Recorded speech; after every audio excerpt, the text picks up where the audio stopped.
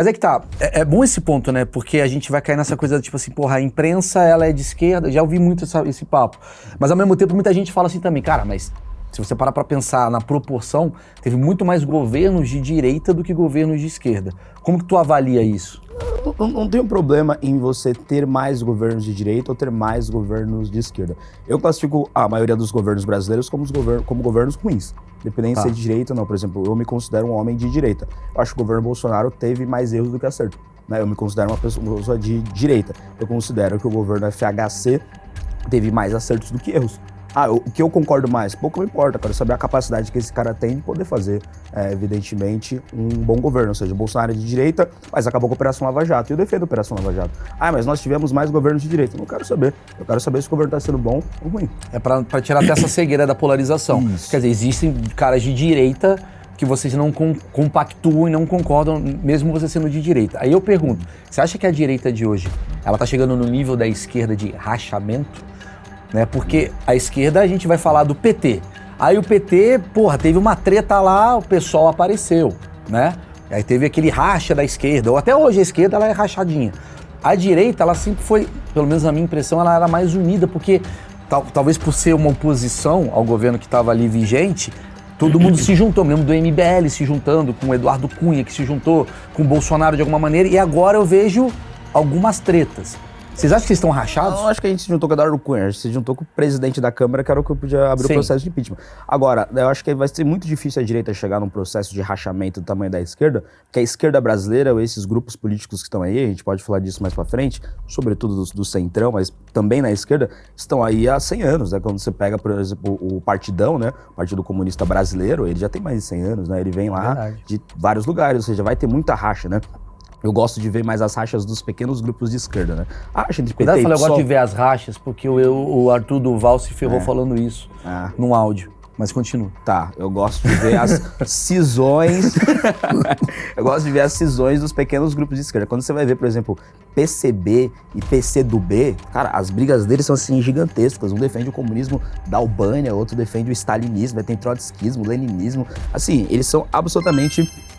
brigados, né? Tem várias cisões, né? Quando você vai ver PT e PSOL, o PSOL só nasce por conta de um erro histórico para a esquerda que o PT fez, que hoje ter chamado ali o Henrique Meirelles para tocar um pedaço da economia brasileira. Ou seja, eles têm várias brigas, e essas brigas são por conta de grandes tempos e grandes governos, né? Se o PT nunca tivesse governado o Brasil, o PSOL nunca teria existido. Claro. Porque o PT não teria criado aquela... Foi a galera mais, assim, raiz do PT que se transforma no PSOL. Exatamente. Porque ficou chateada como o PT estava lidando com bancos e tal. É isso, daí quando a gente vai ver a discussão do que é a nova direita brasileira, ela existe há pouco tempo, né? Você disse que a polarização brasileira, ela vem ali do governo Bolsonaro. Cara, o que foi a eleição Dilma versus Aécio? O que era ali os movimentos na época do impeachment, né? Sobretudo do MBL, onde a galera dizia que eram gente rica levando as suas babás para defender o impeachment, ou que o impeachment era financiado por Estados Unidos e não sei o que lá, e o próprio Olavo de Carvalho brigando com a direita, que é do MBL, dizendo que não ia ter impeachment coisa nenhuma, que a gente só sairia do governo PT com a ditadura militar, com a ajuda dos militares, que não deveria se juntar com você, sabe? Ou seja, era um ambiente muito polarizado também. E se a gente for olhando para trás, cada vez mais a gente vai ver, tipo, beleza, a eleição FHC versus Lula foi muito polarizada. O que foi a polarização de Collor versus Lula? Sabe? Ou seja, se você vai voltando, fala, tipo, em algum momento isso aqui não foi polarizado, e eu acho bom.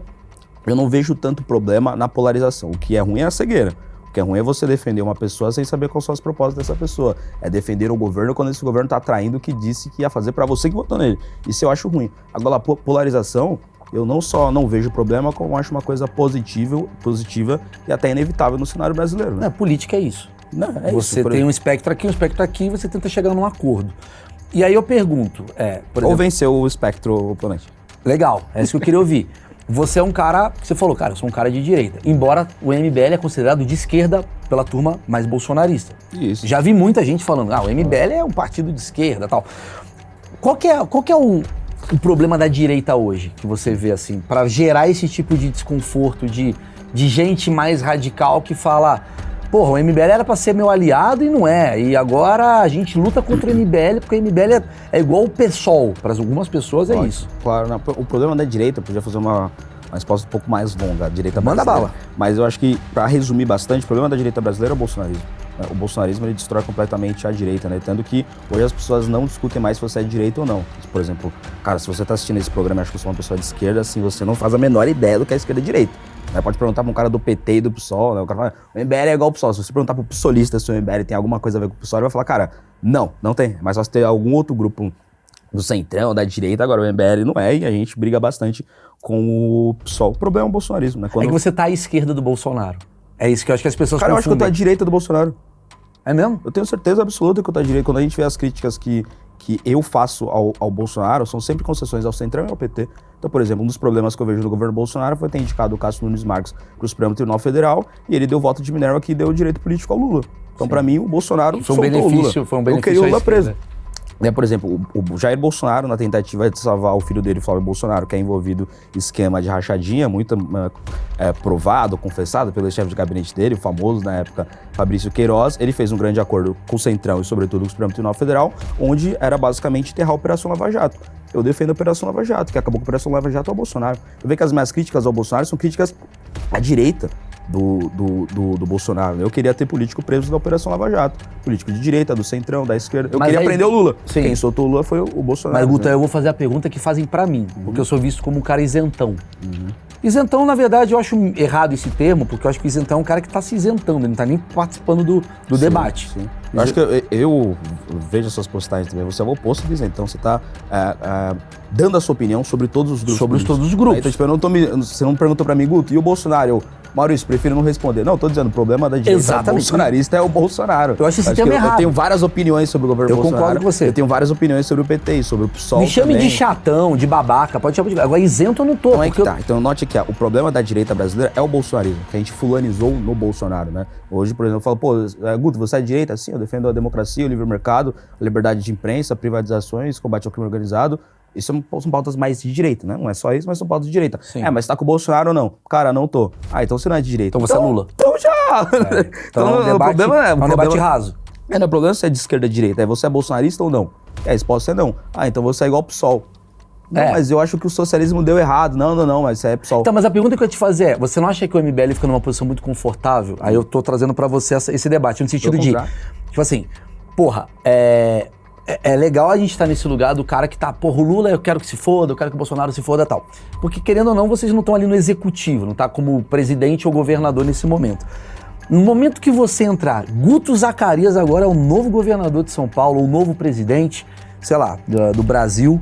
Você não acha que você vai acabar fazendo o que Lula e Bolsonaro fizeram? Do tipo, você vai ter que abrir um pouquinho o seu toba pra as coisas acontecerem da forma que você gostaria, senão você não vai conseguir governar? Como que tu encara isso?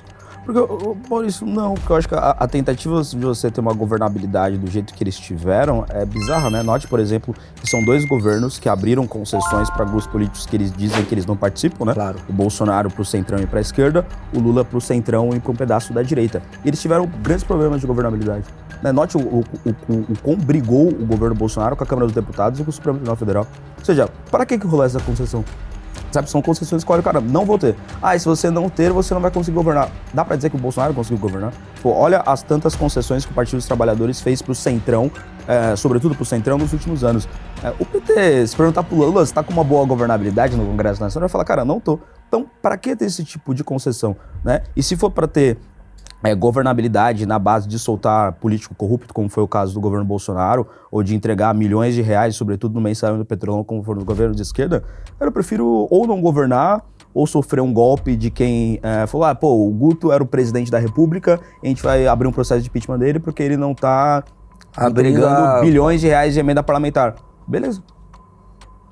Eu prefiro ter um governo desse do que ter um governo que teve como fama ou mensalão, ou petrolão, ou acabar com a Operação Lava Jato. Mas você não acha que o MBL acaba ficando enfraquecido por conta de não fazer essas concessões? Eu digo assim, na coisa mais fisiológica mesmo, porque o PT e o PP, né, hoje são os dois maiores partidos. Obviamente, tem o PMDB também que tá ali. Mas assim, o PT ele é um grande partido porque, cara, de alguma maneira foram quantos anos de parceria aqui, fala aqui e tal. E o MBL eu vejo às vezes meio como isolado. Não sei se eu tô errado nisso. Duas coisas, né? A primeira, eu prefiro estar enfraquecido defendendo os meus ideais e valores do que estar fortalecido e, sei lá, pego com dinheiro da cueca, Claro. sabe? E tendo muito poder de barganha no Supremo Tribunal Federal, que eu sou um político Mas muito você não poderoso. tem medo de virar um PCO, entendeu? Mas é que tá. E aí era a segunda coisa que eu queria responder. O MBL tá na maior posição da história do MBL. É o nosso maior número de vereadores, é o nosso maior número de políticos. A gente tá fazendo um partido que vai ficar pronto nos próximos dias. A gente tá... Que é a missão. Que é a missão. A missão, tá? A missão. E aí, então, tipo, é o maior movimento político do movimento brasileiro. E é um momento que a gente tá brigando com quase todo mundo. Porque o problema mas o MBL bate todo mundo. Cara, sim, a gente acha que o Brasil é um país legal. A gente não tem problema com o nosso judiciário, com a nossa polícia, com o nosso crime organizado, com a esquerda brasileira, com o centrão brasileiro, com a compra de votos, com a direita brasileira. A gente tem vários problemas, não é? Então eu vou brigar contra todos esses problemas. Guto, mas você tem que falar desse problema de outro problema, mas sem falar do combate ao crime organizado. Por quê? Tipo, Guto, você tem que falar mal do PT e esquecer os erros do governo Bolsonaro. Por quê? Ou eu tenho que falar bem do Bolsonaro e esquecer dos erros do Lula. Por quê? O Brasil tem vários problemas, a gente tem que ter solução para todos esses problemas e críticas para todos esses problemas. Mas o que eu queria entender, por exemplo, eu conheço, o Renan é o fundador e presidente hoje do partido, certo?